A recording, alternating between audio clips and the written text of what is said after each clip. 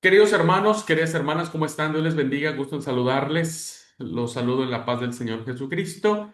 Bienvenidos y bienvenidas sean a su clase de introducción al Nuevo Testamento. Bueno, lo que hemos hecho en estas dos primeras clases es abordar un punto que ningún estudiante del Nuevo Testamento tiene que pasar por alto al momento de querer leer cualquier texto de los 27 libros, que es que estos fueron escritos en un contexto histórico, ¿verdad? Que evidentemente responden a una necesidad ah, cultural, social, política, económica y por supuesto religiosa, ¿verdad? Entonces, los textos bíblicos están enmarcados en los fenómenos históricos previos a la conquista de Roma, que en este caso vendría a ser la corriente griega o el pensamiento griego, pero también están insertos en todos los fenómenos que acompañaron al pujante y poderoso imperio romano, ¿verdad? Que en ese momento estaba. Y a partir de esos contextos hay muchas claves hermenéuticas que tienen que entenderse desde esa perspectiva. Inclusive, o creo que con mayor prontitud, el libro de Apocalipsis, ¿verdad? El libro de Apocalipsis tiene que leerse en la clave histórica en la que se escribe el texto, ¿no? Nunca en nuestro contexto, sino en el contexto de los fenómenos políticos, religiosos que estaban sucediéndose en el primer siglo. Bien, una vez que hemos destacado este punto y que evidentemente en dos clases no vamos a desarrollar todos los fenómenos históricos que en ese momento se desarrollaban, pasaremos ahora ya a acercarnos más a este conjunto de libros, de cartitas, ¿verdad? De evangelios, de representantes de la literatura apocalíptica que encierra el Nuevo Testamento, ¿verdad? Así que lo que vamos a hacer ahora es un pequeño repaso también o una puntualización acerca de la importancia que tiene el hecho de considerar cómo se forma el canon bíblico del Nuevo Testamento, ¿verdad? Ya lo vimos un poco en la materia de historia de la Biblia y sus traducciones, pero vamos a considerar otras cositas que no vimos en esta clase y que me parece que van a ser importantes para poder entender este fenómeno de creación, de compilación, de edición y finalmente de un trabajo terminado para que pudiesen aparecer los 27 libros que ahora nosotros tenemos como canónicos, ¿verdad? Todo tiene una razón de ser y siempre tienen que recordar esa parte. Bueno, voy a compartir la pantalla y vamos a mirar esta clase que lleva por título El canon del Nuevo Testamento.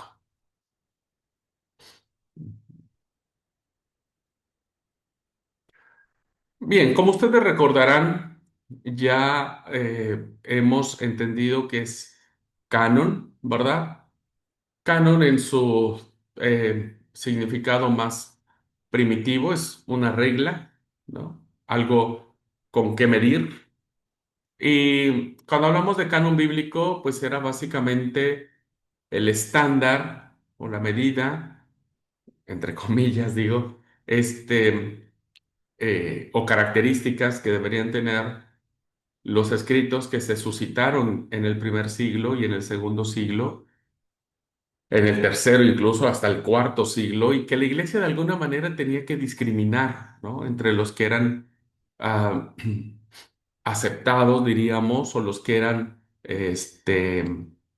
compartidos desde el ámbito de la fe y cuáles no, cuáles se consideraban como falsos.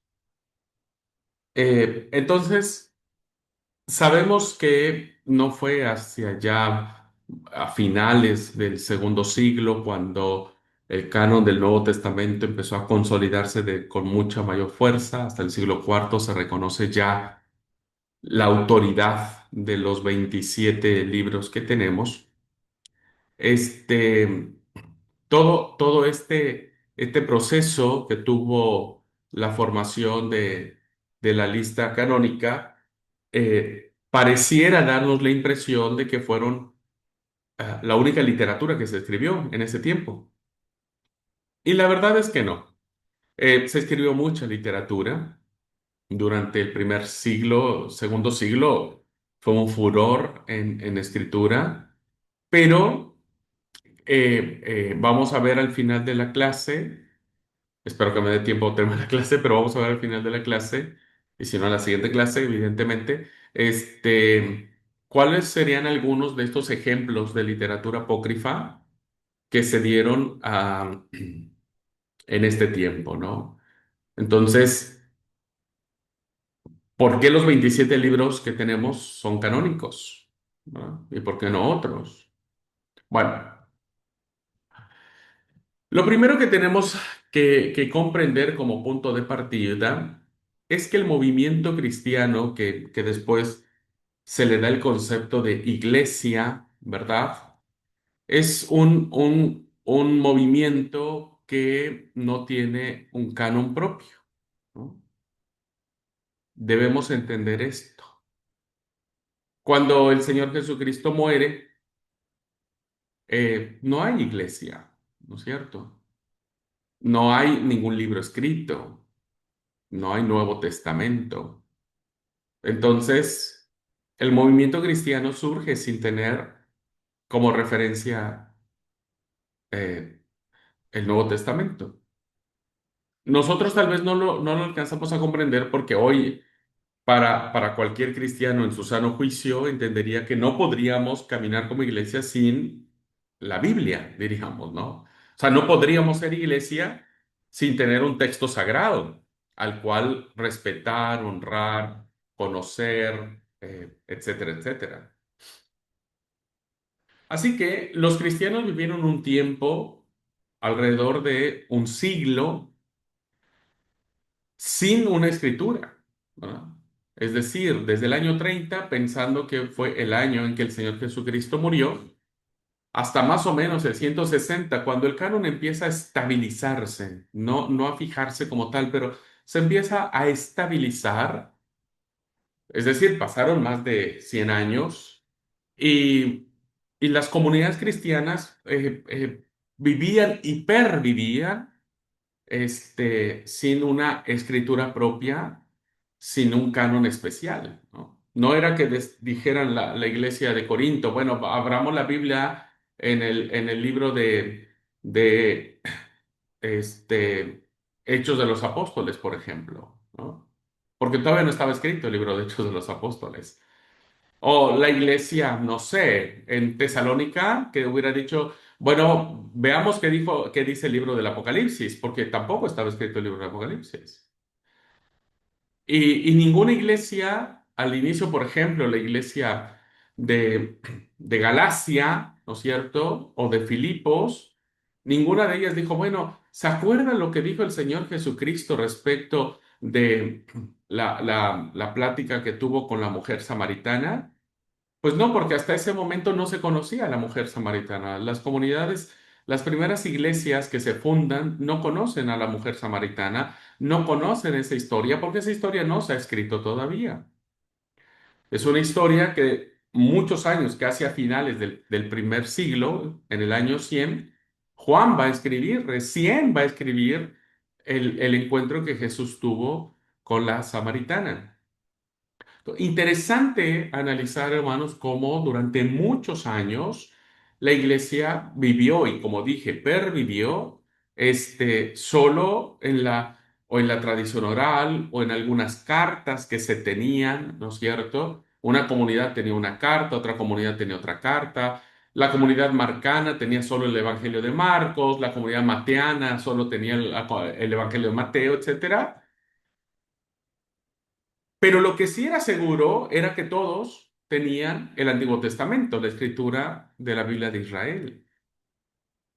¿Por qué? Porque recuerden que la Biblia en aquel momento era el Antiguo Testamento y nada más que el Antiguo Testamento. Entonces las comunidades cristianas, principalmente los movimientos helenistas, los judíos helénicos, ¿verdad? Van a tomar la Biblia como estandarte de su propagación del Evangelio. Entonces, ustedes saben que el movimiento helenista, ya expliqué en alguna clase, que los helénicos no hablaban arameo, hablaban griego, no estaban muy de acuerdo con las enseñanzas que los judeocristianos tenían, y entonces es los judeo-helénicos, ¿verdad? Los de habla griega, que van a utilizar la Biblia de la Septuaginta para interpretar a Jesús. Entonces, la teología que van a desarrollar los helenistas va a ser una teología basada en el Antiguo Testamento. El ejemplo clásico de esto, ¿verdad? Son los cantos del siervo sufriente que aparecen en el libro del profeta Isaías.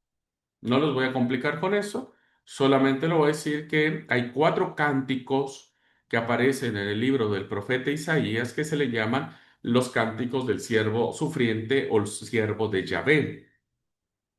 Entonces, los judeo-helénicos lo que hicieron es interpretar que ese siervo sufriente, voy a poner el cántico más conocido que sabemos, ¿no?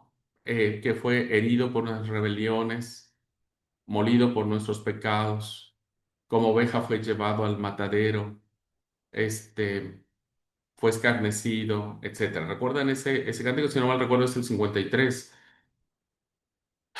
capítulo 53, si no mal recuerdo 51, bueno, por ahí. Este, y entonces, cuando empieza la propagación del Evangelio, recuerden, no hay Biblia cristiana. Los judeo-helénicos le debemos a ellos, gracias a su interpretación del Antiguo Testamento, y ellos son los que interpretan que ese siervo sufriente no es Israel, como decían los judíos, sino era Jesús, ¿verdad?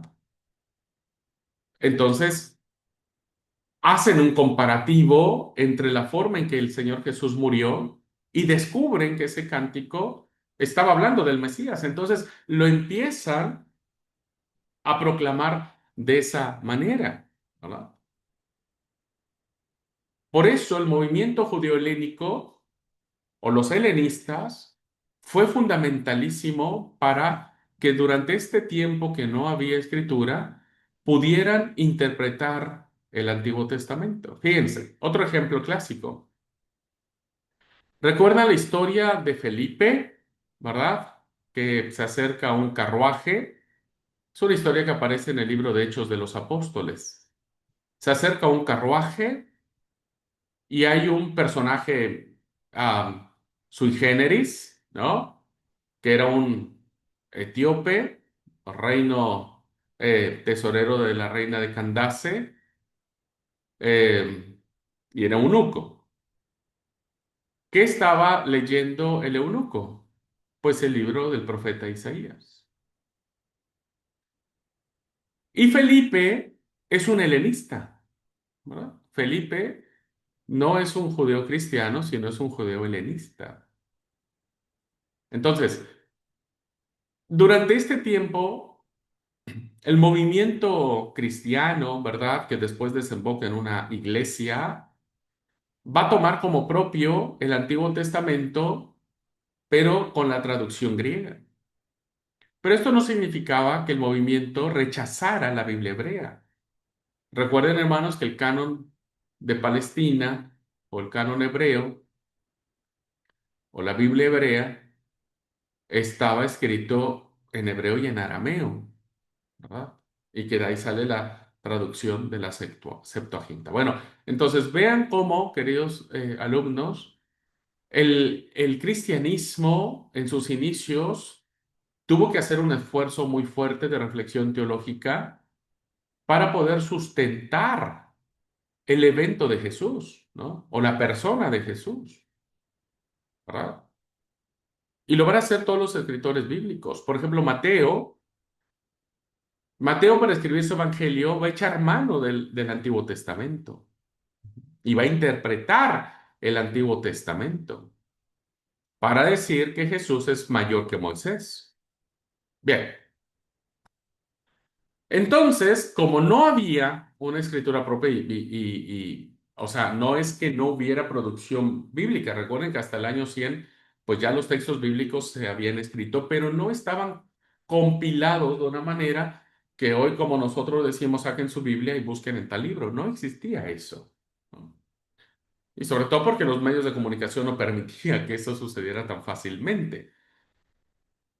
Además, para hacer muchas copias se necesitaba mucha plata, ¿no? Para si lo querían hacer en papiro o en pergamino.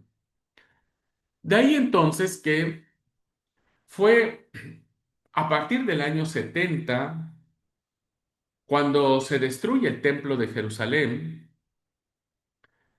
que fue un evento muy importante para el pueblo judío, ¿verdad?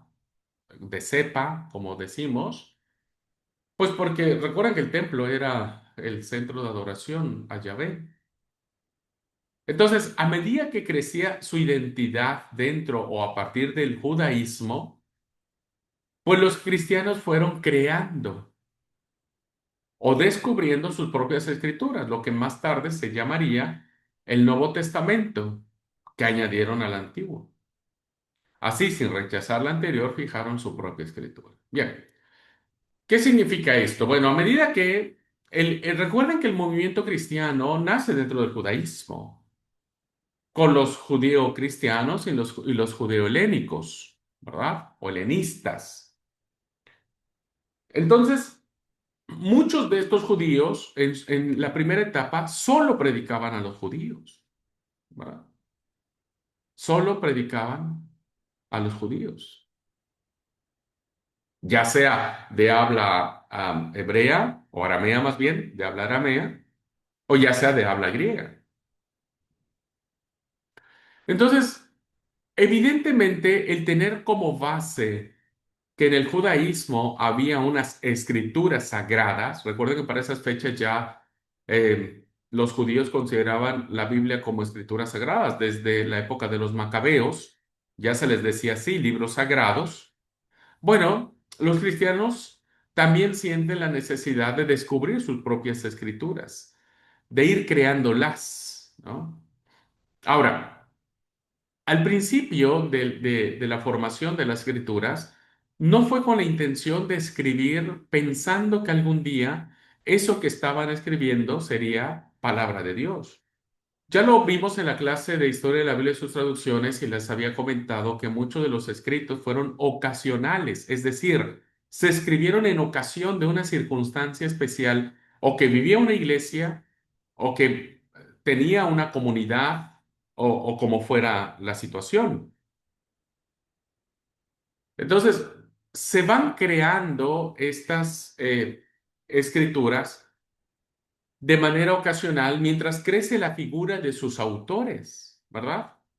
Porque ustedes piensan que cuando Pablo escribió la primera carta a los tesalonicenses, ahí por el año 49, 50, Pablo era querido por todos, era famoso en todos lados. Pues no, pues no. Pablo ni siquiera había hecho el tercer viaje misionero, ¿no? Así que eh, hubo que pasar por este proceso natural de adaptación y de adoptación, ¿verdad? Se tenían que adaptar la escritura a las circunstancias con las que se escribían, pero también se tenían que adoptar, o sea, las tenían que hacer suyas las comunidades.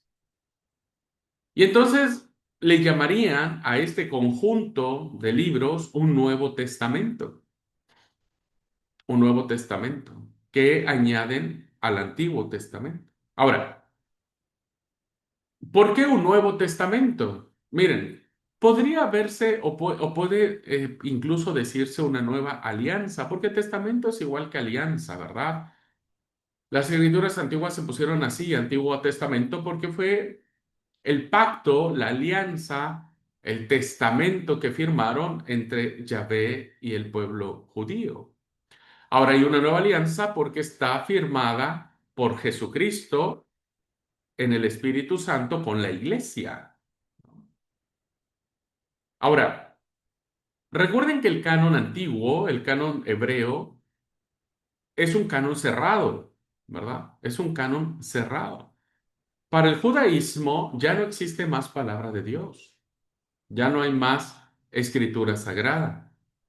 Para el judaísmo, los 24 o 22 libros que tienen, la Tanaj, que comúnmente se le conoce, ya es suficiente. Ahora, el Nuevo Testamento, la Biblia griega era básicamente un texto abierto, porque recuerden que los primeros cristianos usan la Biblia griega. Entonces, la Biblia griega, ¿no es cierto? La traducción abre la posibilidad de nueva escritura, ¿no es cierto? Porque los que estudiaban la Biblia en griego entendieron que el Espíritu seguía hablando y es así como le dan el carácter normativo a los libros que se van escribiendo. Si no, no hubiera forma. O sea, si no se hubiese dado esa apertura, pues no hubiera habido forma de reconocer a estos libros como palabra de Dios. Así que, sin rechazar el cristianismo, lo que hace es que al entender que el canon antiguo era un canon abierto por la Biblia de los 70, añaden un nuevo canon, es decir, todavía se puede añadir palabra de Dios, ¿verdad? Y entonces se fusionan los dos testamentos y ahora sí, fíjense, pasa algo interesante. Ahora sí, los 39 libros de la Biblia hebrea sí, del canon alejandrino, más los 27 libros que tenemos en el Nuevo Testamento, para nosotros ya es un canon cerrado, ¿verdad? Ahora sí, nosotros ya no consideramos que haya más palabra de Dios. Por más bueno que sea el padre de la iglesia, o el apologeta, o el predicador, o el exegeta, o qué sé yo, ya no hay palabra de Dios. Así que se empieza a tomar conciencia de que los cristianos empiezan a crear su propia escritura. Pero vuelvo a repetir, no es que los autores pensaban que lo que iban a escribir iba a ser palabra de Dios. El ejemplo clásico o que yo les doy es cuando Pablo le escribe una carta muy, muy personal a su amigo Onésimo, perdón, a su amigo Filemón, por el caso de Onésimo. O sea, créanme que considero que Pablo nunca escribió esa carta personal pensando, voy a escribir esto para que algún día la iglesia del siglo XXI sienta que es palabra de Dios. La escribió porque tenía un compromiso con Onésimo para que le recibiera Filemón. ¿Ok? Muy bien. Así que empiezan a crearse los primeros textos cristianos.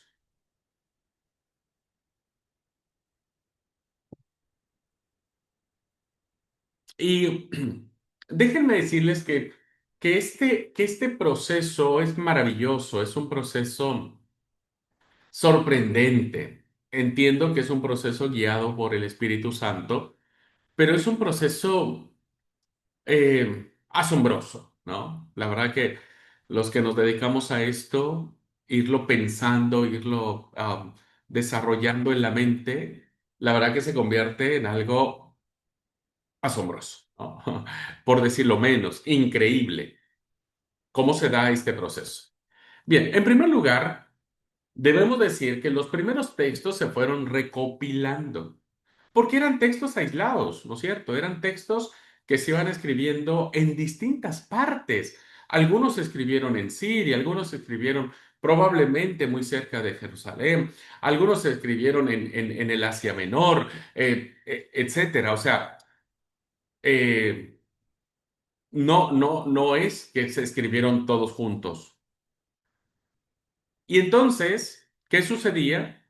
Que había como una especie de canon implícito entre las diversas iglesias. Es decir, decían, bueno, tenemos esta carta de Pablo, tenemos este evangelio de Marcos, tenemos este evangelio de Mateo, bueno, es nuestro, entendemos que esto es lo que debe entenderse por la cristiandad, voy a decirlo así, Y entonces, de alguna manera, ya reconocían ciertos escritos que estaban en su poder como autoritativos. Lo que dije anteriormente tiene que ver con el conjunto. No tenían todos los 27 libros. Al principio no todos tienen los mismos escritos. Como dije, hay lugares donde la comunidad de Lucas, ¿no es cierto? La comunidad lucana es una comunidad que está demandando respuestas de quién era Jesús. Entonces, Lucas plantea una perspectiva de Jesús, ¿no? Marcos va a responder a su comunidad con otra perspectiva de Jesús. Mateo hará lo mismo, ¿no? Para Marcos, Jesús será el Señor que tiene el poder y la autoridad sobre todas las cosas y que tiene mucha prisa para ir al Calvario a morir. Para Mateo no, para Mateo será el maestro, Jesús será el rabí que enseña, que se sienta para enseñar, ¿no? Entonces, en unas comunidades tienen una idea de Jesús, en otras comunidades tienen otra. Las cartas en las que escribe Pablo, algunas tienen una idea de lo que está sucediendo en Corinto, pero son situaciones diferentes a lo que se está viviendo en Éfeso o en Tesalónica o en cualquier otra parte, ¿verdad? Solo al cabo de bastante tiempo, y como dijimos, mucho tiempo, y por este intercambio de iglesias, se va creando un canon unitario, es decir, único. ¿Por qué? Porque evidentemente había noticias por allá muy lejanas. Es como si yo dijera, pongo el ejemplo, yo vivo en Misiones, ¿no es cierto? Eh, Alguien escribió algo en Misiones, es el norte de la República Argentina, y alguien escribió en Colombia, ponele, ¿no? O en Tierra del Fuego, que es la parte sur de Argentina. Bueno, alguien me podría decir, che, en Colombia hay un escrito de Pablo, déjenme hacer ese ejemplo, un escrito de Pablo y que escribió a esa iglesia. Entonces decían, bueno, mandemos a pedir una copia. Y es así como los grupos, las comunidades, se van enterando de los diversos temas que hay escritos. Entonces se empieza a crear un canon unitario, como que empiezan a recopilar todo, ¿viste? Como dicen, bueno, ya tenemos, perdónenme la expresión, pero era como cuando intercambiábamos, am, como es, estampitas cuando éramos niños, ¿no? Decíamos, este ya tengo, este no, este sí, este no, ¿no? Entonces era como decir, bueno, ya tenemos esta, por ahí si alguien escucha que hay alguna otra que ande circulando, avísenos y las mandamos a pedir. Y de a poquito, ¿verdad? Las comunidades cristianas empiezan a asumir este papel de reconocimiento. No hubo nadie en particular. Nadie dijo, esta es palabra de Dios. Fueron las propias comunidades por el mover del Espíritu Santo. Así que a finales del siglo segundo ya vemos claramente que estas escrituras se han consolidado como un solo cuerpo, ¿no? Ya para el año 200, estos escritos ya se establecieron. Pero fíjense que si hablamos del año 200, ¿verdad? Pues ya ningún autor de la Biblia está vivo. Ninguno, ninguno, ninguno, ninguno, ninguno. Ya todos murieron. Pablo murió en el 63, 64, 65, igual que Pedro, ¿no es cierto? Y los demás autores, pues también. ¿Ok? Bueno, ahora vamos a discriminar cómo empiezan a aparecer estos escritos, ¿verdad? Cómo empiezan a desarrollarse, de qué manera empiezan a producirse estos escritos. Eh, Tal vez muchos pensaríamos, como lo vimos en una clase, que el primer escrito cristiano que la iglesia conoce es un escrito de Pablo, la primera carta a los tesalonicenses, ¿verdad? Es el primer escrito de todo el Nuevo Testamento, es el primero que se escribe. la primera Tesalonicenses, y más o menos se escribe entre el 49 y 50, ¿verdad? De nuestra era. Pero lo que vamos a ver a continuación es que hubo escritos anteriores, ¿no? Y los escritos anteriores tenían que ver con los textos de la tradición sobre Jesús. Miren, eh, hago una remembranza muy rápida, solo para que ustedes sepan de dónde sale esta literatura, porque hay una literatura interesante sobre los textos que hablan acerca de Jesús. Bueno, cuando Jesús muere, ¿verdad? Muere en el año 30 aproximadamente y muere en Jerusalén, ¿verdad? ¿Lo recuerdan? Ahí donde lo crucifican y demás. Pero resulta que Jesús, según los evangelios, solo va a Jerusalén para que lo maten, ¿no es cierto? O sea, es decir, Jesús nunca vive en Jerusalén. No tiene familia ahí, no tiene parientes, no tiene conocidos, no tiene negocios en Jerusalén. Jesús iba como buen judío cada año a celebrar la Pascua y se regresaba a su ciudad, a Nazaret, ¿verdad? Eh, y resulta que Jesús, la mayor parte de su vida, desde que nace hasta donde inicia su periodo de predicación, la vive en el norte del país, ¿verdad?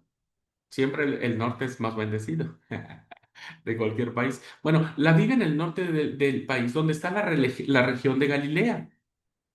Allí vive Jesús. Jesús vive en un pequeño pueblecito llamado Nazaret. Ahí pasa su niñez, su adolescencia, parte de su juventud.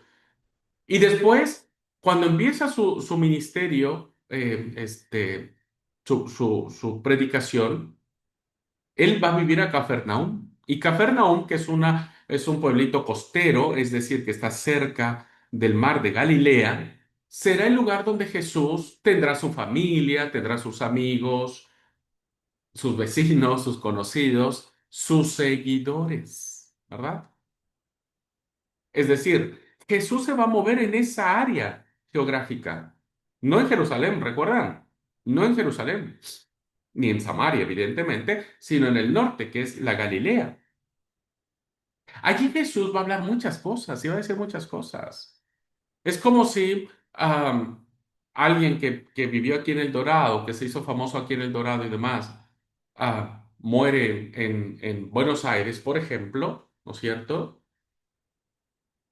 Eh, Todo lo que nosotros escuchamos de esa persona aquí en El Dorado va a quedar grabada en nuestra mente y en nuestro corazón porque nos la dijo a nosotros. No sé si me voy dando a explicar a dónde quiero llegar. Donde quiero llegar, hermanos, es que cuando Jesús muere, ¿verdad?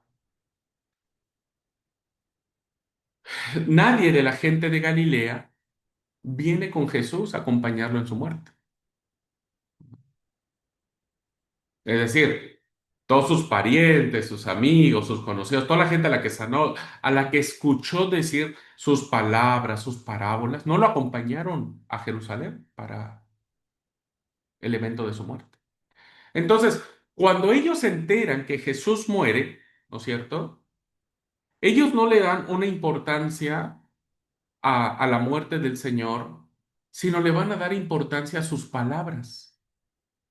Entonces, toda esa gente de esa región va a empezar a recordar qué dijo Jesús, qué nos platicó, qué lecciones nos dio, ¿no es cierto? ¿Qué lecciones nos dio?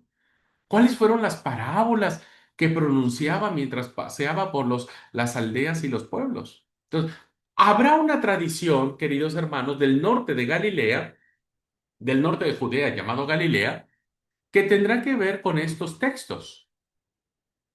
Es muy probable que los textos más primitivos que tengamos es el relato pascual, el relato de la pasión.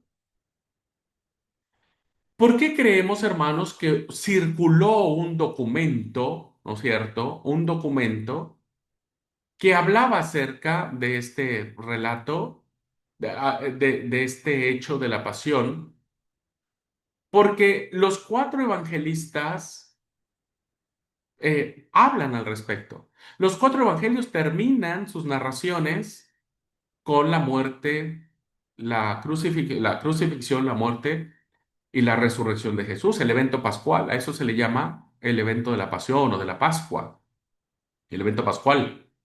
Los cuatro evangelios, Mateo, Marcos, Lucas y Juan, terminan hablando de eso. Evidentemente lo hacen de diversas formas, pero el núcleo de las narraciones son los mismos. Ahora, usted me dirá, pero ¿y eso qué tiene de raro? Tiene mucho de raro, porque si usted se da cuenta un poco, los evangelios no inician con el nacimiento de Jesús. O sea, los cuatro evangelistas no inician de la misma forma con la forma en que terminan.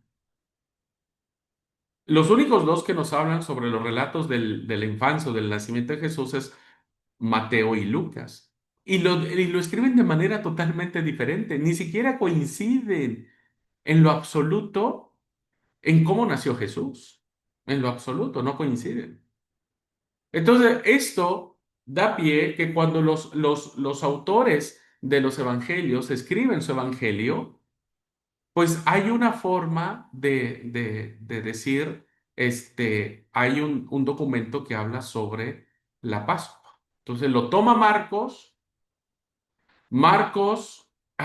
Mateo y Lucas lo toman de Marcos y Juan, bueno, Juan ya conoce los evangelios y demás y lo va a incluir en su obra. Bueno, entonces es probable que haya circulado un breve escrito, ¿verdad? Con los elementos más básicos del evento pascual que los evangelistas tomaron para ponerlo en sus escritos. El otro documento es un documento llamado el documento Q, no lo voy a explicar ahora porque eso lo vamos a ver cuando veamos evangelios sinópticos, pero es un evangelio, perdón, es un documento que circuló en las comunidades galileanas, ¿verdad? Ahí en Galilea. Por eso les platicaba toda esta historia al principio, porque alguien del movimiento de Jesús allá en su tierra, en sus pagos, decimos, eh, puso por escrito las palabras de Jesús. Este documento Q, hermanos, es un documento que encierra solamente palabras de Jesús, discursos de Jesús. No habla de su pasión, no habla de milagros, solo habla de sus palabras, ¿verdad? ¿Qué dijo Jesús? Ahora, este documento, dicen los biblistas, que existe, y lo voy a explicar en otra clase, no va a ser ahora, hermanos, así que van a tener que aguardar un poco la curiosidad para que les explique qué es el documento Q. Este, los biblistas coinciden que este documento está inserto dentro de los evangelios, porque no lo tenemos nosotros, hermanos. No existe, no existe este documento. Nadie lo ha visto, no hay un manuscrito, pero existió. Y este, que es un documento que conocen Mateo y Lucas. ¿No? Mateo y Lucas. Y que lo van a incorporar a sus escritos. ¿Verdad? Lo van a incorporar a sus escritos. De ahí que se deduce que ¿cómo se llama? El documento Q fue ¿por qué se llama Q? Solo para explicar, es un nombre que le dieron porque cuando descubrieron este tema, cuando se descubre este tema, pues no sabían cómo llamar este documento que es probable que haya circulado entre las comunidades, principalmente del norte. Entonces uno le puso el documento Q que viene del alemán Qbele, ¿verdad? Qbele, que empieza con Q. y Bele significa fuente, ¿verdad? Fuente. Por eso le llamaron así. Bien, no los voy a enredar mucho con esto, porque si no, vamos a terminar mareados. Pero lo que quiero decir es que es probable que estos documentos sobre la pasión de Jesús y sobre los dichos y palabras de Jesús, pudieron haber sido los primeros textos en escribirse. No se conservaron de forma autónoma, es decir, no los tenemos. Es muy probable, ¿verdad?, que no se hicieran copias de estos documentos porque eh, se habrá dicho, decir, bueno, si ya todo lo que estaba en este documento ya está en este otro documento mayor, bueno, mejor sigamos sacándole copias, diríamos, al documento mayor, que estamos hablando de Mateo y Lucas, ¿cierto? Entonces, de alguna manera, esos documentos que circularon, que insisto, no hay ningún manuscrito, pero que están insertos dentro de los escritos mayores, pues también se les consideró canónicos, también se les consideró como palabra de Dios. ¿Ok? Muy bien, así que en esta primera etapa, insisto, no hay manuscritos, no las hay, pero están dentro. ¿Ok? Están dentro. Luego vendrían ya el Corpus Paulino, ¿verdad? Que ya serán los escritos, los manuscritos que tenemos de todas estas cartas de Pablo. Ya estamos hablando a partir del 49, que empieza la producción literaria de Pablo, ¿no? Y que se empiezan a escribir por las cartas que ahora nosotros tenemos como canónicas. En un momento dado, las cartas de Pablo fueron recogidas y editadas, es decir, Pablo tenía su escuela de discípulos, ¿eh?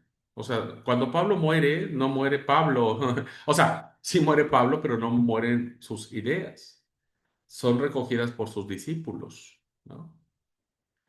Bueno, y entonces van a formar una colección que los biblistas le van a dar el nombre de protopaulinas, ¿verdad? Protopaulinas. Miren, les explico. Creo que eso ya lo habíamos también platicado en algún momento, en la materia de historia de la Biblia y sus traducciones. Estas cartas protopaulinas, dicen los estudiosos, son cartas que se le atribuyen directamente al puño y letra de Pablo, ¿no es cierto? Puño y letra de Pablo. Gálatas, Corintios, Primera de Tesalonicenses, Filipenses, son 7 cartas. Entonces, estas 7 cartas, cuando se producen, Gálatas es re Paulina, o sea, nadie ahora duda que Pablo escribió esa carta. Esto por un ejemplo de las cartas protopaulinas. Entonces, también se les dio esta autoridad canónica, o sea, empezaron a decir, mira, esto dijo Pablo y vamos a aceptarlo, ¿no? Más tarde, se van a añadir nuevos textos que se le conocen como las cartas de la cautividad, Colosenses y Efesios, lo que indica que se consideraron canónicos o normativos, como supone ya la segunda carta de Pedro, ¿no? Bueno, más tarde entonces, dicen los biblistas, los que defienden la postura de que hay las cartas deuteropaulinas, es decir, cartas que no escribió Pablo, pero que fueron inspiradas por el pensamiento paulino. Es decir, en pocas palabras, si Pablo viviera, firmaría esas cartas sin ningún problema. Porque lo que describen estas cartas, como Colosenses, Efesios, Timoteo, Tito, etcétera, presuponen el pensamiento de Pablo, su entendimiento de Pablo.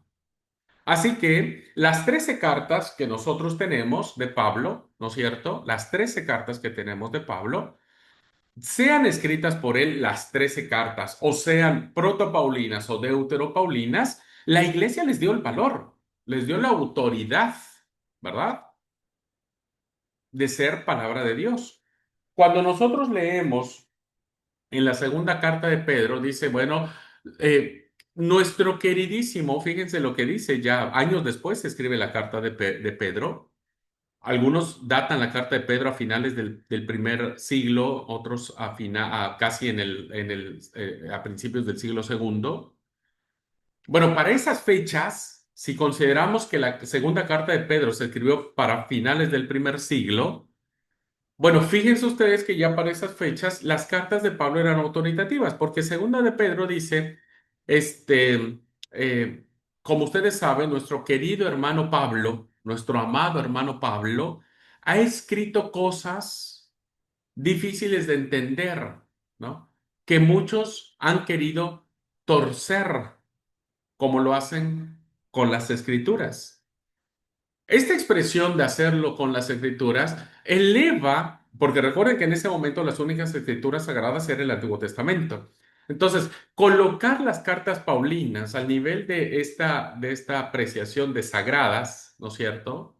De escrituras sagradas, pues evidentemente ya para finales del primer siglo, principios del segundo siglo, las cartas de Pablo ya estaban instaladas dentro de la iglesia como palabra de Dios. ¿Ok?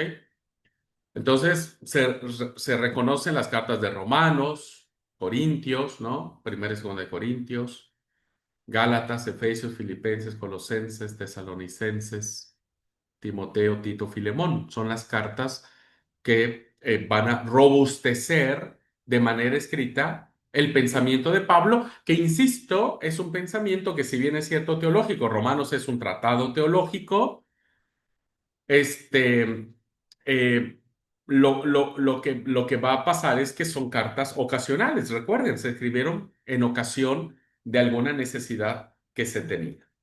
¿Ok? Aquí ya entonces estamos en presencia de documentos escritos por Pablo y que eso sí, hay manuscritos y que eso sí nosotros los tenemos ya ahora en nuestras manos. Bueno, después del corpus paulino, de esta serie de cartas, de las 13 cartas de 27, fíjense, más de la mitad, este, vamos a encontrar a Marcos y a los evangelios, ¿verdad? ¿Por qué Marcos primero?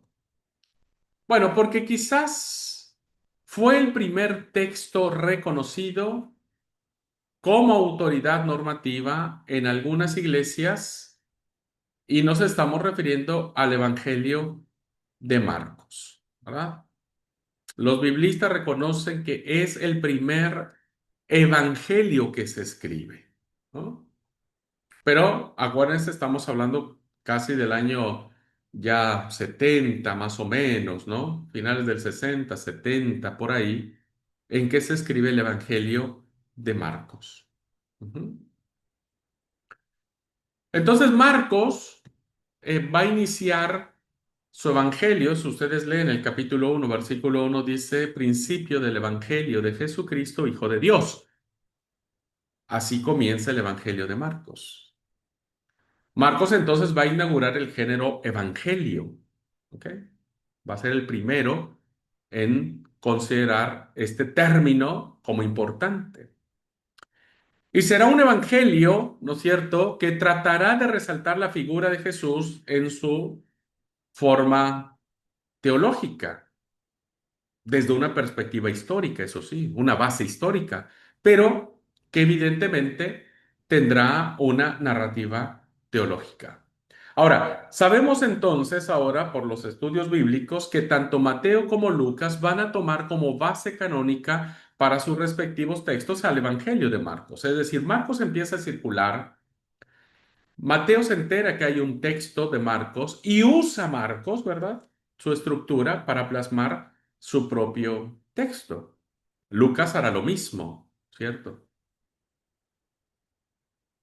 Entonces, aunque Marcos va a ser el primero, tanto Mateo como Lucas van a aparecer como textos también con vocación canónica, pues van a querer ofrecer una interpretación normativa de Jesús como textos que se leen en las iglesias o en sus comunidades. Entonces la comunidad de Mateo va a querer saber más de Jesús. Entonces Mateo escribirá a Jesús desde otra perspectiva. Lo describirá, ¿no es cierto? Año 80, más o menos estamos. Lo describirá como el Mesías esperado en el Antiguo Testamento. Lucas va a presentar a Jesús como el, el siervo sufriente, ¿verdad? Eh, y Marcos lo va a presentar como el Señor que domina la naturaleza, los demonios, que cura enfermedades, ¿no? Que perdona pecados. Es interesantísimo. Bueno, ya ustedes lo mirarán cuando veamos evangelios sinópticos, en donde vamos a analizar a profundidad lo que es Marcos, Mateo y Lucas, ¿verdad? Que son los evangelios que se le conocen como sinópticos. Así que bueno, este boom de de los evangelistas Mateo, Marcos y Lucas van a presentar a las comunidades de fe, pues, los aspectos relevantes de quién era Jesús. ¿Ok? Bueno, después vendrán los otros libros que se escribirán como Juan, como Apocalipsis y demás. Pero antes de esto, vamos a ver que la iglesia cristiana desarrolló una crisis muy fuerte. eh, y estamos hablando ya a mediados del siglo segundo, y evidentemente el cristianismo pues no podía detenerse, ¿no es cierto? El cristianismo tenía que avanzar, tenía que desarrollarse. Pero ¿cuál era el problema que enfrentaba la iglesia cristiana o el movimiento cristiano? En torno al año 150, siglo segundo, la mitad del siglo segundo, diversos grupos cristianos de tipo seminósticos que se habían extendido por todo el Imperio Romano. Había entre ellos un personaje famoso y muy importante llamado Marción, que nace en el año 85, muere en el año 160, y que se genera lo que hoy en día se conoce como la herejía marcionista, ¿verdad? ¿Por qué? Porque estos movimientos seminósticos trataron por todos los medios, y mire que en algunos casos lo lograron, y en algunos casos hicieron todo el esfuerzo para lograrlo, intentaron separar el cristianismo, el movimiento de Jesús, de su base hebrea, de su base judía, ¿no es cierto?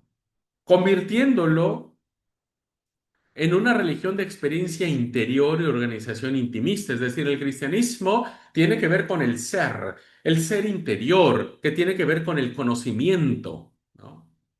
De eso trataban los movimientos, los grupos seminósticos o gnósticos, una experiencia interior, hoy muy parecida al budismo, al hinduismo. Y entonces decían, nosotros no podemos tener ninguna relación con el judaísmo histórico, porque el judaísmo histórico tiene otra connotación, no iba en la búsqueda del ser interior, sino en el descubrimiento del Dios de la historia. Entonces hubo una campaña muy fuerte, ¿no? De querer entender que el cristianismo, ¿verdad? Era básicamente un movimiento distinto al de Israel. Estos grupos gnósticos iban creando y ampliando sin control sus propias escrituras según la inspiración de cada uno de sus fundadores o congregaciones. Entonces decían, todo lo que huela Antiguo Testamento en nuestras escrituras hay que quitar, ¿verdad? Hay que quitar. Entonces depende el gnóstico que se levantaba en los diversos grupos, determinaba, este me gusta, este no, este sí, este no, y entonces empezaron a hacer todo una, ah, cortar con tijeras, ¿verdad? Ahora, por otro lado, había gnósticos que aceptaron solo algunos libros de los que más tarde será el canon del Nuevo Testamento, como por ejemplo las cartas de Pablo y el Evangelio de Lucas. Pero las cartas de Pablo, incluso todo lo que oliera Antiguo Testamento, también lo recortaron, ¿no? Es lo que hoy nosotros conocemos, queridos alumnos. Esto mismo que estoy hablando es lo que hicieron el movimiento este que se llaman los Testigos de Jehová. Usted conoce perfectamente bien. Bueno, los Testigos de Jehová tienen la herejía marcionista, ¿no? ¿Por qué? Porque los Testigos de Jehová creen, y miren que son muchísimos en el mundo y que siguen haciendo adeptos, ellos creen que Jesús es un Dios, no es Dios, es un Dios. Ellos dicen que Jehová Dios está aquí arriba, ¿verdad? Que las realidades celestiales o angélicas están aquí abajo, ¿verdad? Ángeles y todo, arcángeles y todo lo que usted guste y mande. Y Jesús está en medio, ¿verdad? Como un Dios. Entonces, para apoyar esta doctrina falsa que tienen los testigos de Jehová, lo que hicieron es recortar. Ustedes vean incluso mandaron a hacer sus propias Biblias, que son las que circulan y que a veces veo que en templos de nuestras iglesias hay Biblias de los testigos de Jehová, ¿verdad? Entonces mandaron a hacer su propia Biblia. ¿Qué hicieron en su propia Biblia? Bueno, todos aquellos textos que hablaban en el Nuevo Testamento de que Jesús es Dios, lo alteraron sin vergüenza alguna, ¿eh?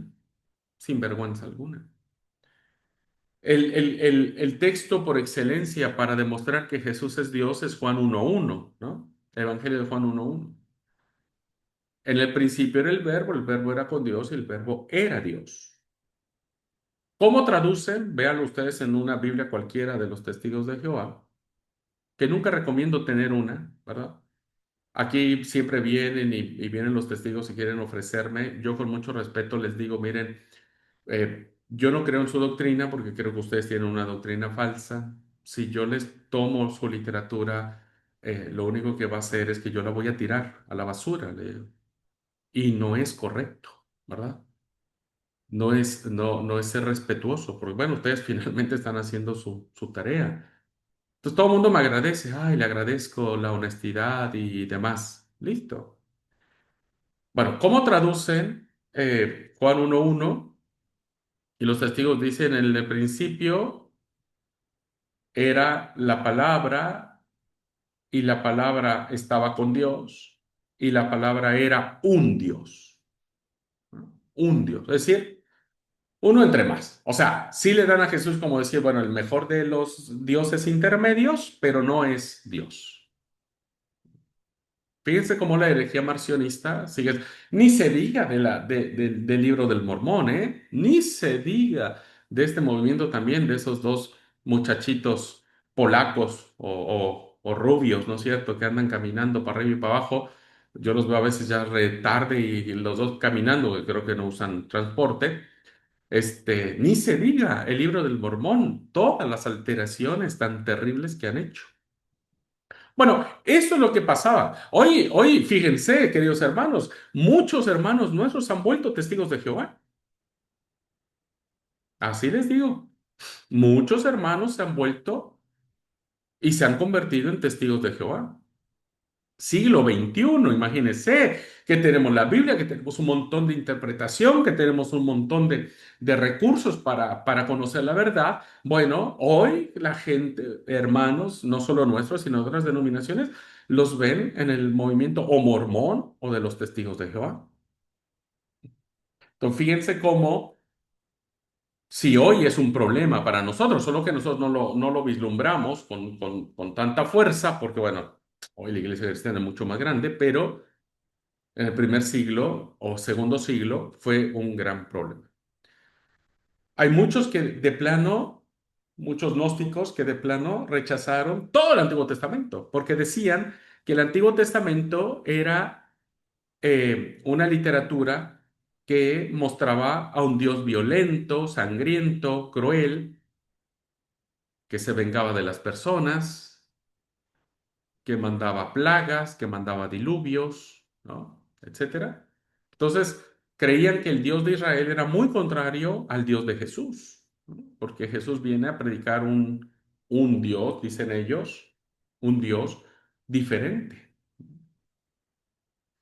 Y entonces la herejía marcionista tiene mucho auge con este personaje, Marción de Sinope, como dije, nació en el 85, muere en el 160, era hijo del obispo de aquella ciudad, de Sinope, puerto del Mar Negro. La familia de Marción hizo una gran fortuna con el comercio naviero. Hacia el 140, probablemente expulsado por su propio padre, Marción marchó a Roma y se integró a, a la comunidad cristiana de Roma.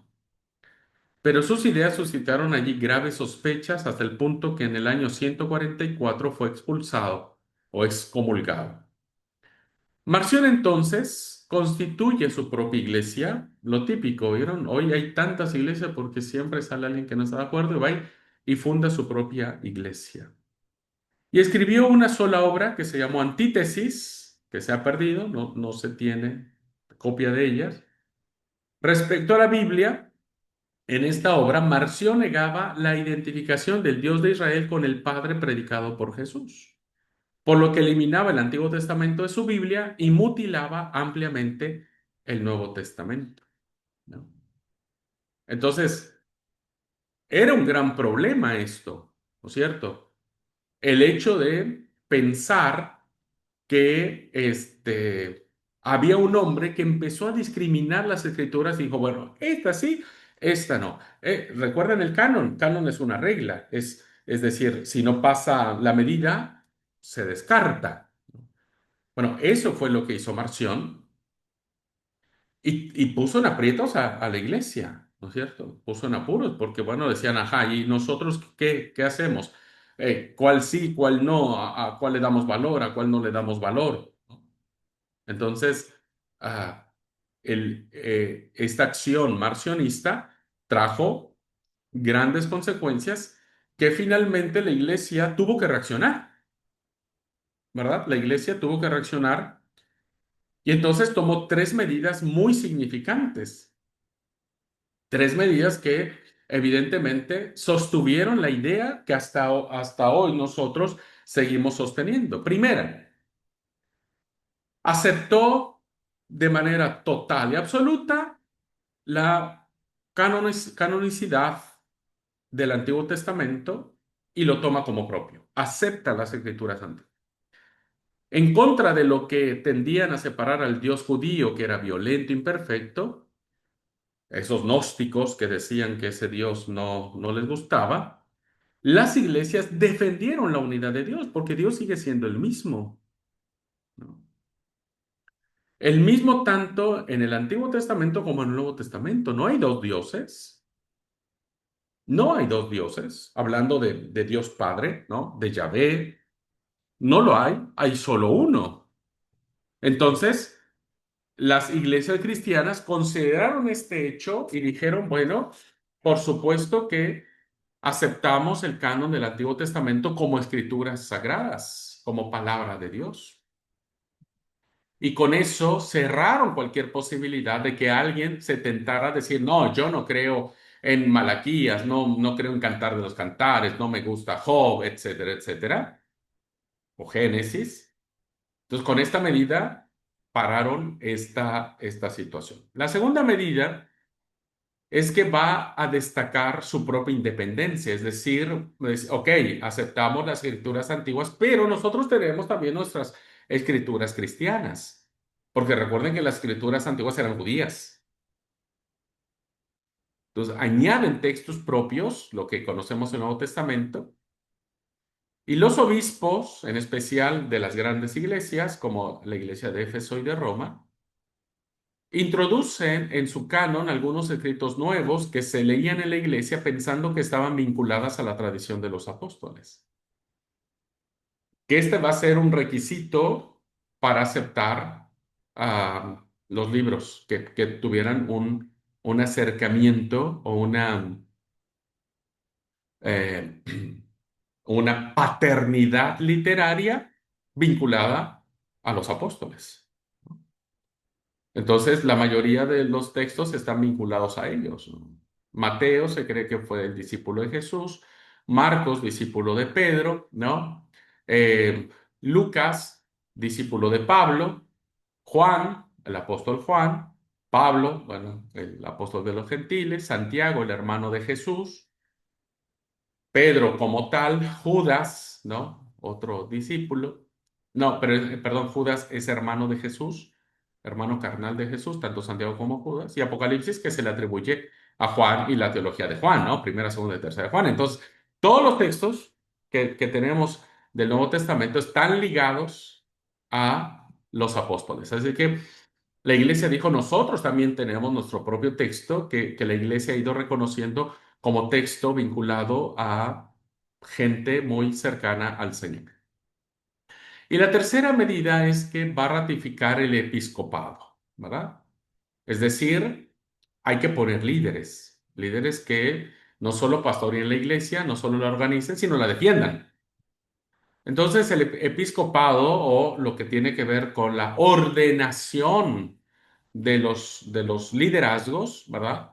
Se va a realizar como una forma autónoma y unitaria de organización en línea social vinculada a la historia de Jesús. En contra de la tendencia gnóstica, la iglesia se organizó como estructura social visible en torno a unos obispos como testigos y defensores de la tradición apostólica, con rasgos sacerdotales en línea del Antiguo Testamento. Entonces, se levantan figuras, ¿verdad? Llamadas obispos. Los obispos, hermanos, la palabra obispo o la figura del obispo no es propia de la Iglesia Católica, ¿eh? Es una palabra bíblica. Nosotros no le llamamos obispos, les llamamos sobrevedores, ¿m? Que son los que organizan y demás. Pero me parece que la palabra correcta tendría que ser la palabra obispo, porque el obispo, ¿no es cierto?, es el que ponía la cara. Pablo dijo en Timoteo, ¿no? El que apetece obispado, buena obra desea. O sea, es una palabra bíblica. Ujú. Entonces se levantan esta serie de jerarquías que hasta hoy nosotros tenemos, ¿no? Hoy tenemos, por ejemplo, los pastores como la jerarquía más alta dentro de la estructura eclesial. Pastores o ministros, en algunos países son ministros. Acá en Argentina la categoría más alta es un pastor, ¿no? El pastor el pastor puede hacer todas las funciones pastorales en cualquier parte de la República Argentina. Y bueno, los obispos tenían esta intención de organizar, ¿no?, a la iglesia y de defenderla, ¿no? Bueno, entonces, fueron tres reacciones o tres decisiones que la iglesia en su conjunto toma para detener esta situación. Bueno, una vez que hemos pasado esto, debemos entender que hay un canon multiforme, o sea, que viene de distintas fuentes y lugares, pero limitado. ¿Qué quiere decir esto? El canon del Antiguo Testamento era resultado de un pacto entre diversas tendencias históricas, proféticas, sacerdotales y deuteronomistas. Es decir, el Antiguo Testamento fue el resultado de una unión, ¿verdad? De todos estos aspectos históricos, porque bueno, Israel forma parte de un pueblo histórico, profético, porque sabemos el movimiento profético fue importantísimo, sacerdotal por el tema del templo, y deuteronomista en cuanto a la ley, ¿no? Las leyes, los mandamientos. Entonces, todo eso está inmerso de una manera muy bien hilvanada o muy bien tomada de la mano en el Antiguo Testamento. Ahora, el Nuevo Testamento también será el resultado de un pacto, pero ahora de un pacto de iglesias, principalmente entre las más importantes: Éfeso, Antioquía, Roma y Alejandría. Antioquía, Roma y Alejandría eran las tres ciudades más importantes del imperio. ¿Ah? Eran las capitales del imperio. Ujú.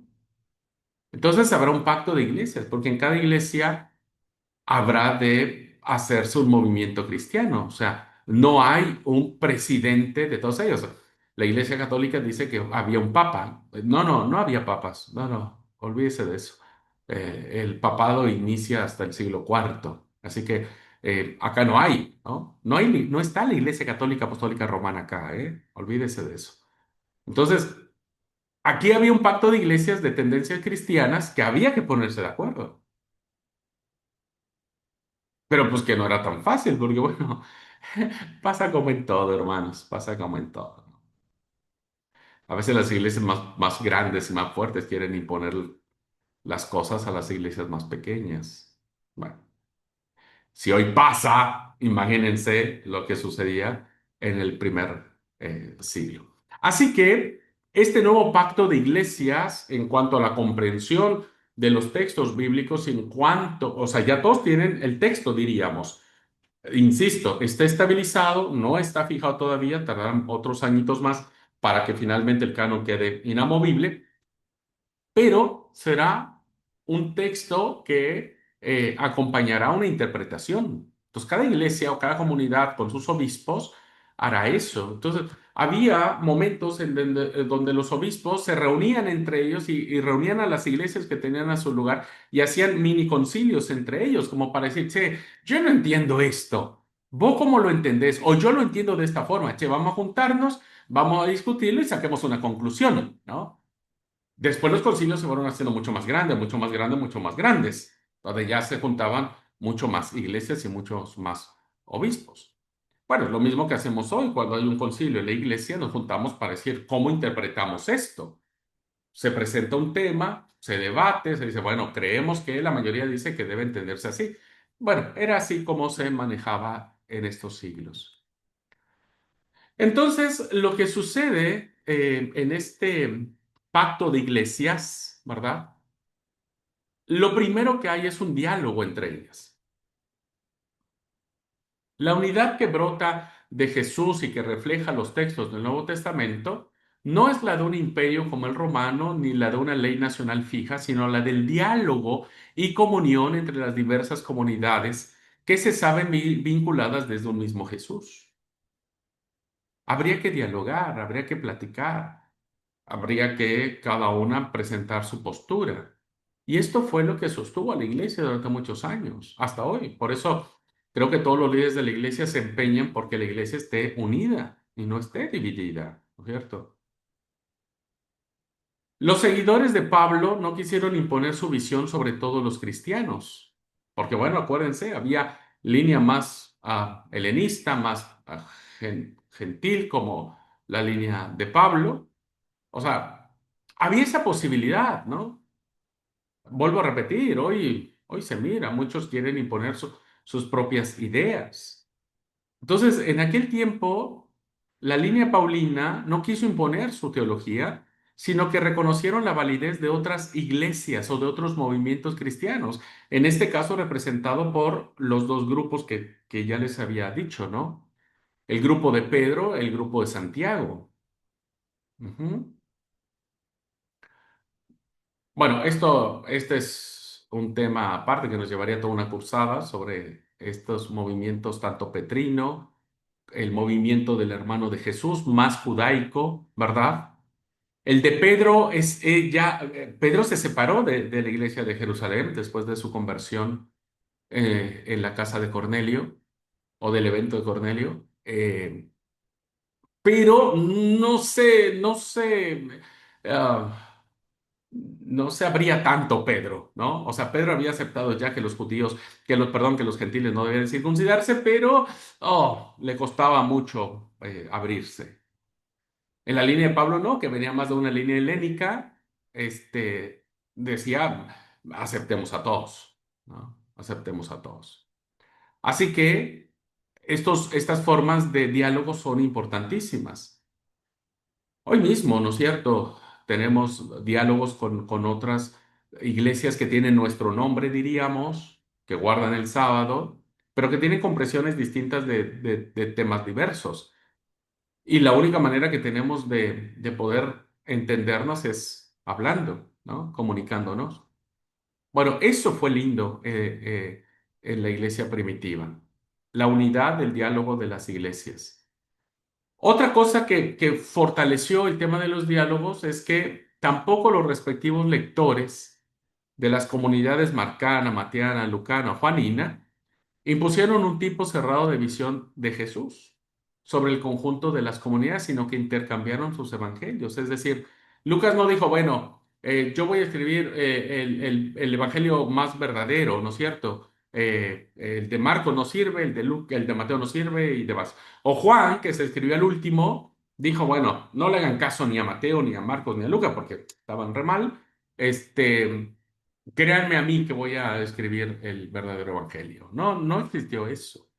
Las comunidades de los evangelistas se abrieron a la posibilidad de ver a Jesús en una perspectiva diferente de su líder, ¿no? Es decir, que la comunidad marcana, que su líder, es decir, el que escribió el Evangelio de Marcos, este, tenía una idea sobre Jesús, no rechazaron la visión de Jesús que les dio la comunidad lucana, por ejemplo. No la rechazaron, la aceptaron. Y eso fue importantísimo para poder aceptar los evangelios que hoy nosotros tenemos, si no, no hubiera sido posible. Y un tercer elemento que tenemos es que el canon, es decir, el Nuevo Testamento, fue surgiendo por comunicación entre iglesias que compartieron experiencias y los libros o las cartas. Por eso el Nuevo Testamento es una comunión de iglesias, ¿no? Y eso es muy, muy, muy interesante porque cada comunidad fue construyendo su propia experiencia sobre Jesús, su propio conocimiento sobre Jesús. Y bueno, eso produjo que las iglesias, al no cerrarse, al no rivalizar, pudieran compartir las experiencias, sus propios escritos. Entonces, de esa manera dijeran, bueno, estos reconocemos como sagrados y estos no. Bueno, un segundo punto que tiene que ver con el pacto de iglesias, el primero fue el diálogo entre las iglesias. El segundo pacto fue los criterios que usaron para fijar el canon bíblico, es decir, pongámonos de acuerdo para saber qué libros son o qué libros no son, ¿no es cierto? Porque pues tampoco había un manual, nadie se los dijo, ¿no? En el canon del Nuevo Testamento se incluyen solo libros que aceptan y confiesan al menos implícitamente la Pascua de Jesús y van a seguir tres principios. Es decir, todos tienen que ver con Jesús, con su muerte, con su crucifixión, con su muerte y sobre todo con su resurrección. Todos van a hablar sobre eso, ¿no? Todos los libros. Entonces, este principio pascual se va a resumir en tres principios o en tres partes. La primera es la universalidad. Es decir, el canon solo va a excluir a los que quieren excluir a otros. Por eso no admiten algunos escritos de tipo judeocristiano nacionalista que parezca excluir de la iglesia a los gentiles. Es decir, todo texto que tenga que ver con un espíritu nacionalista no es aceptado. Ahora, todo texto que tenga que ver con un espíritu universalista, entonces lo aceptamos. Recuerden que el movimiento de Jesús es un movimiento universalista, ¿no? Si bien es cierto, Jesús al principio viene a los judíos, Evangelio de Mateo nos dice que solo vino a los judíos, pues los otros evangelistas nos dicen que no solo vino a ellos, vino a todos, ¿no? Entonces, el movimiento de Jesús es universalista. Si hay algún escrito que diga, ya vamos a ver los escritos gnósticos, si hay algún escrito que diga que solo los judíos van a ser salvos, pues no lo aceptaban como palabra de Dios. Entonces, por eso los 27 libros son universalistas, ¿eh? Los 27 libros. La segunda característica con la que se pusieron de acuerdo tuvo que ver con la carnalidad, es decir, con la humanidad. El canon excluye también a los que se oponen a los que ponen en riesgo la expresión social o carnal del evangelio en una línea gnóstica.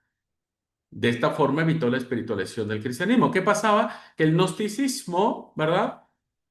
Empezó a espiritualizar todo. Llegaron al grado, ¿no?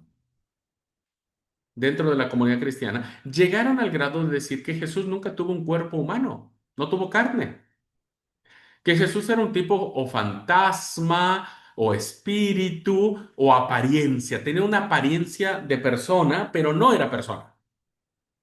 Incluso decían que cuando Jesús caminaba, no dejaba huellas en el piso porque no tenía cuerpo. Así que todos los escritos que tenían que ver en línea gnóstica y que tenían la pequeña intención de decir que Jesús no vino en carne, ¿verdad? Que no vino en cuerpo, era rechazado por las comunidades. Por eso los escritos, principalmente los juaninos, Juan, primera, segunda, tercera de Juan, van a defender la carnalidad de Jesús, ¿no? O la humanidad de Jesús. Y primera de Juan dijo, nosotros hemos visto, palpado y sentido al verbo que se hizo carne, porque había esta tendencia a negar, entonces todo se espiritualizaba, todo tenía que ver con el interior, con el ser. Debemos evitar mucho esas líneas espiritualistas que hoy incluso se ofrecen, ¿no? Debemos evitarlo. Y finalmente, el tercer criterio tenía que ver con la apostolicidad, que ya lo platiqué.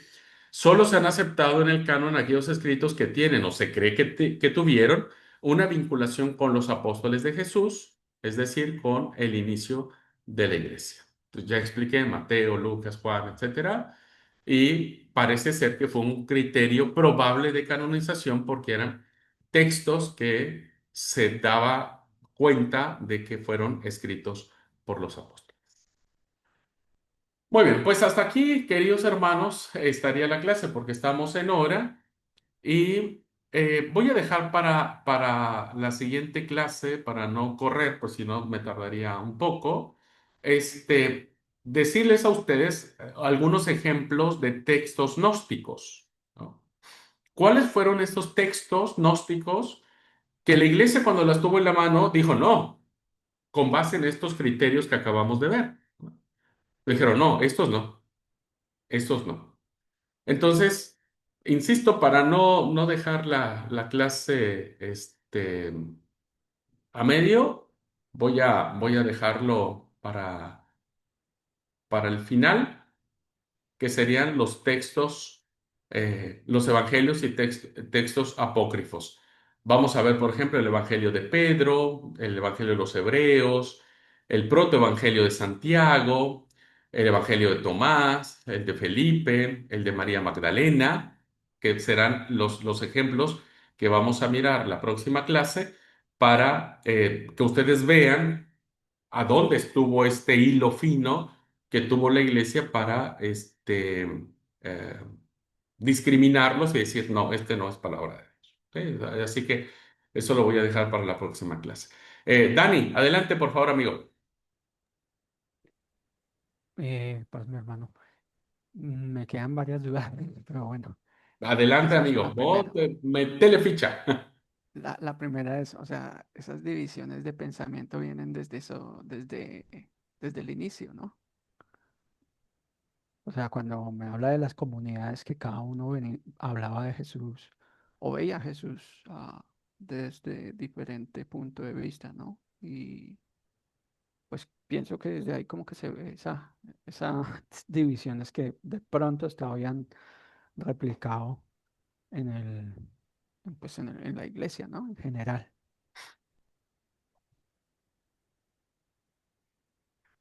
Eh, ok, si Entonces, quieres contesto esta, Dani. sí, Ok. ya le hago Eh, cuando platiqué acerca de las distintas formas que principalmente las comunidades juanina, matiana, lucana tenían sobre Jesús, no quiere decir que eran ideas contrarias de Jesús. Es decir, no eran perspectivas que se contraponían de Jesús.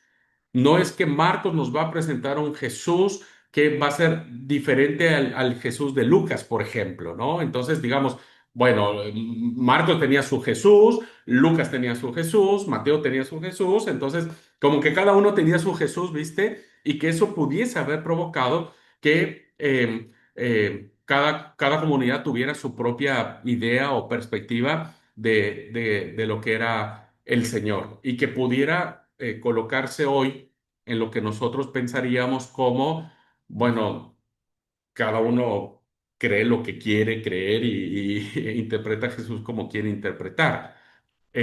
No, eso no sucedió en cuanto a los evangelios. La imagen que tiene los evangelistas sobre Jesús no es de contraposición, ¿verdad? Sino más bien de una visión complementaria, ¿verdad? Lo que hacen los evangelistas no es tener un propio Jesús, sino el mismo Jesús visto desde distintas ópticas y aún viéndolos desde distintas ópticas, seguimos viendo al mismo Jesús.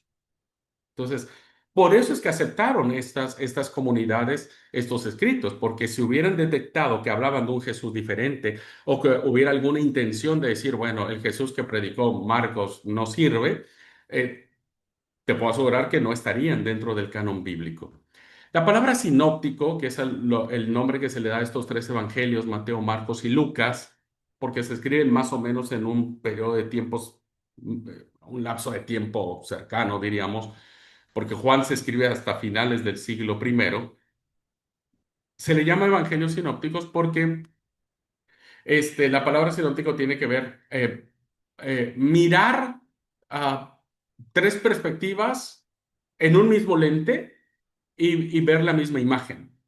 O sea, no hay distorsión en la imagen, no hay distorsión, sino que tres visiones, cuando la pones en un solo lente, terminas viendo la misma imagen o a Jesús en este caso. Así que los evangelios no se contraponen sobre Jesús, las comunidades entienden que no viene a contraponerse para crear cada uno su propia idea de Jesús, sino todo lo contrario, viene a complementar la visión de Jesús que lo hace sumamente rico y que, vuelvo a insistir, que depende de la óptica donde vos quieras mirarlo, vas a seguir viendo lo mismo, vas a seguir viendo a Jesús desde distintas ópticas. Así que me parece que el hecho de que cada comunidad o cada autor de estas comunidades describiera a Jesús por los motivos que él quería describir a Jesús, recuerden que los evangelios se escriben también de manera ocasional, no significaba que lo que otro evangelista pudiera hablar sobre Jesús fuera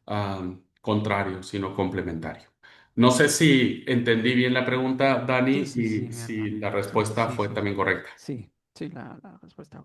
Ok. Lo otro es, bueno, entiendo lo de los gnósticos porque pues hace 20 años me tocó compartir con uno como mucho tiempo, ¿no? Y sí, ellos espiritualizan mucho y hablan mucho de sus experiencias pues internas, ¿no? O sea, ya se va como un poquito más de la realidad a veces. Y entiendo también que han surgido y han encontrado muchos evangelios gnósticos, ¿sí? Pero mi pregunta puntual es, hermano, es, tocando lo que decía el hermano al final de la clase, ¿Jesús fue 100% humano cuando estuvo en esta tierra?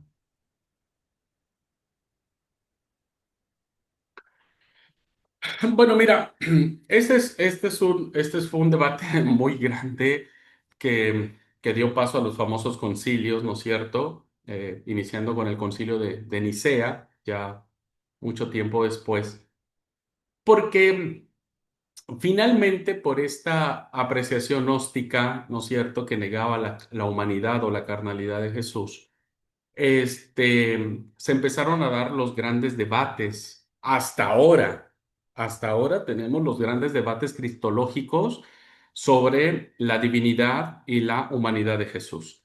Se han escrito muchos libros, se han discutido muchas cosas al respecto. Insisto, imagínate desde el Concilio de Nicea, el de Constantinopla también, que establecen como que las bases de decir, no, Jesús sí fue humano y fue divino.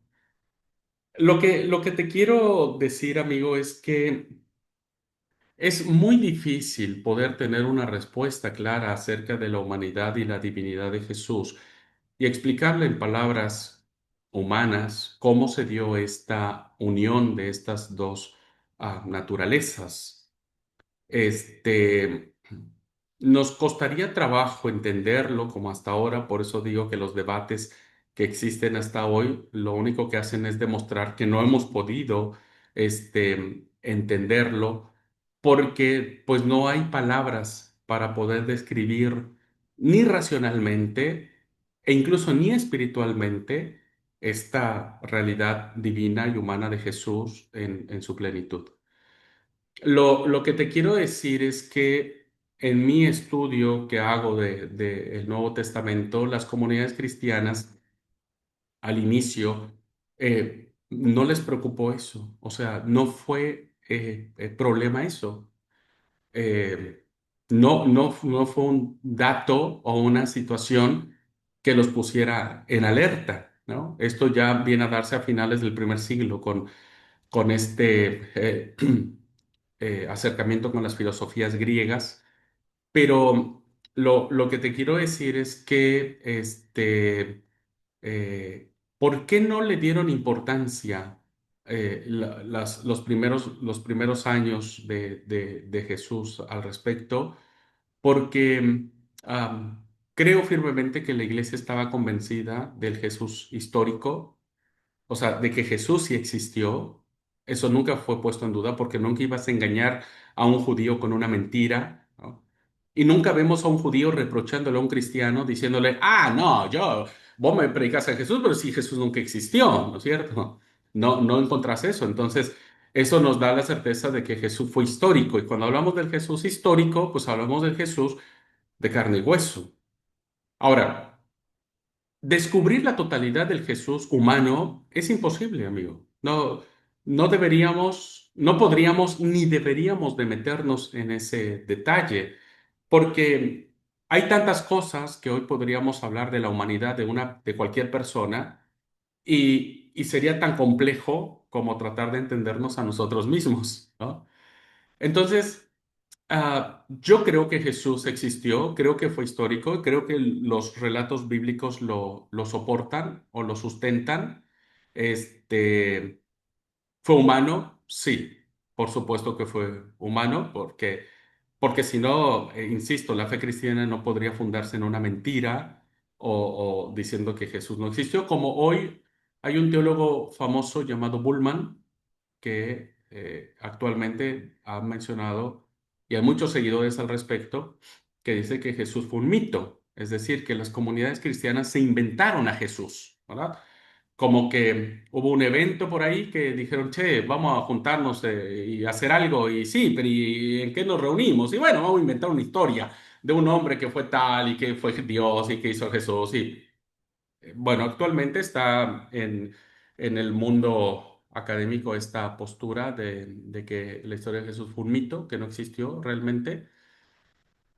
Teoría que rechazamos, al menos yo, y creo que la iglesia en total rechazamos, porque baste ver en el texto bíblico que efectivamente un judío del primer siglo no podría haber caído en una mentira tan así, ¿no? Tan abierta de creer en alguien que no existió. Ahora, cuando hablamos de la humanidad de Jesús, evidentemente tenemos que hablar de la divinidad de Jesús. La otra pregunta que tal vez me podrías plantear, ¿y fue Dios 100%? Creemos que sí, también, ¿no es cierto? Porque el texto bíblico también nos lo afirma. Ahora, ¿cómo fue eso? No lo sé. Y creo que nadie lo sabe. Y creo que vendrán muchos debates y muchas cosas al respecto. Este, Porque, bueno, son situaciones que creo que nuestra mente no es capaz de entenderlo y creo que los cristianos, muchos cristianos han perdido el tiempo tratando de entender eso, cuando creo que es más fácil aceptarlo y encarar el desafío de seguir viviendo a Jesús. Creo que para mí eso sería más importante, ¿no es cierto? Más que tratar de descubrir si fue o no fue. Pero vuelvo a repetir, creo que hay base bíblica suficiente. Los autores bíblicos, las primeras comunidades cristianas, no les preocupó eso. no fue un tema de discusión porque lo sabían. O sea, había algo que les dejaba muy claro eso. No fue, insisto, hasta después cuando alguien metió la duda, ¿no? Y dijo, no, me parece que no fue humano. Ujú. Bueno, no sé también, Dani, si pude contestar tu pregunta. Más o menos, digamos lo que más o menos, porque que oía la pregunta, hermano. Yo no digo de no de su existencia, ni de sino a cuando estuvo en esta tierra fue totalmente carne. ¿Por qué lo digo? Porque también hace muchos años, alguien me hizo la siguiente pregunta, ¿no? Me dijo, ¿y si Jesús fue en parte humano, en parte divino? Entonces la crucifixión y todo eso, ¿a él no le dolió? Sí. Y segundo, pues lo otro que me hacía otra pregunta, me dijo, ¿y si hubiera sido o hubiera tenido al menos algo de divinidad, no hubiera sido posible matarlo? Entonces, desde ahí me ha quedado sonando, estoy hablando 25 años atrás, esas preguntas y por eso lo planteo, porque pues obviamente yo entiendo muchas cosas pues, de la existencia, pero queda esas dos preguntas y yo digo, pues obviamente en su momento no supe qué contestar y a hoy tampoco tengo, o sea, no tengo como decir sí o no, porque pues he escuchado diferentes posiciones, ¿no? Diferentes libros. Y pues yo mantengo solo para mí, o sea, mi posición tuvo que ser 100% carne, ¿no? Pero no le quita la divinidad, en el sentido de que para mí su divinidad la daba era ese espíritu santo, ¿sí? Pero fueron esas preguntas que me planteaban en ese momento y por eso le preguntaba, ¿sí? Porque, pues, ¿qué contestaría yo a eso? Bueno, en lo que vos me planteas, amigo, reafirma lo que te comenté hace ratito, esta necesidad de entender algo que es muy difícil entenderlo, ¿no? Este, la primera pregunta que te hicieron es una pregunta con la que batalló la iglesia del primer siglo. Esto yo lo amplío mucho más cuando vemos la teología juanina, cuando vemos el Evangelio de Juan, que inicia con este primer versículo, ¿no? Que tiene que ver con la divinidad de Jesús. Pero resulta que había una postura gnóstica, y fíjate, estamos hablando del primer siglo, que decía que el Cristo que murió en la cruz no era el Cristo divino, sino era una persona común y corriente. Incluso el que decía esto, ¿no? Era Cerinto y que decía, bueno, miren, este, en el momento en que estaban crucificando a Jesús, Jesús no estaba allí en la cruz, Jesús estaba en una cueva, hablando con sus discípulos y explicándoles de que el que estaba allá siendo crucificado era una persona cualquiera porque él era el Logos, ¿verdad? Él era divino y por lo tanto un Dios no puede morir, ¿no? Pero estas son categorías filosóficas griegas. La filosofía griega nos ha invadido, amigo querido. Yo siempre he dicho que los sofismas griegos, ¿verdad? Siguen siendo enseñados en nuestras escuelas. Nosotros seguimos siendo afectados por las categorías de los presocráticos, de los socráticos, las ideas de Platón, el mundo de las ideas, ¿no es cierto? De Platón, de Aristóteles. Eh, y entonces en estas cosmovisiones griegas, pues seguimos planteando estas preguntas que vuelvo a repetir, tal vez no te ayudo mucho en la respuesta. Cuando alguien me pregunta eso, yo solamente le digo, no lo sé, no lo sé. Yo solo sé que el Señor fue humano y también fue Dios, ¿verdad? Entonces, hay carrete, decimos, para esto, y sí, porque eso es lo que hace la filosofía griega. La filosofía griega es, principalmente la mayéutica, es pregunta-respuesta. Ajá, pero sí, ¿por qué sí, no? ¿O por qué no? ¿Y por qué aquello? ¿Y por qué el otro? ¿Y por qué si era Dios se dejó matar? ¿Por qué un Dios no puede morir? ¿Por qué un montón de preguntas, ¿no es cierto? Insisto, a las primeras comunidades judías no les preocupaba eso porque lo entendieron bien, no fueron cautivados por estas categorías de filosofía griega. Esto ya, insisto, te vuelvo a repetir, fue a finales de año. Pero en el inicio del cristianismo, cuando se da el evento de la cruz, el evento de la crucifixión, el evento de la resurrección y demás, la gente automáticamente relaciona estas naturalezas, diríamos, porque habían conocido este Jesús humano, ¿no? Que en ningún momento se les figuró que era un espíritu, pero que cuando él resucita, se le da esta cosmovisión ya divina, ¿no? Porque nadie ha resucitado. Nadie ha resucitado entre los muertos.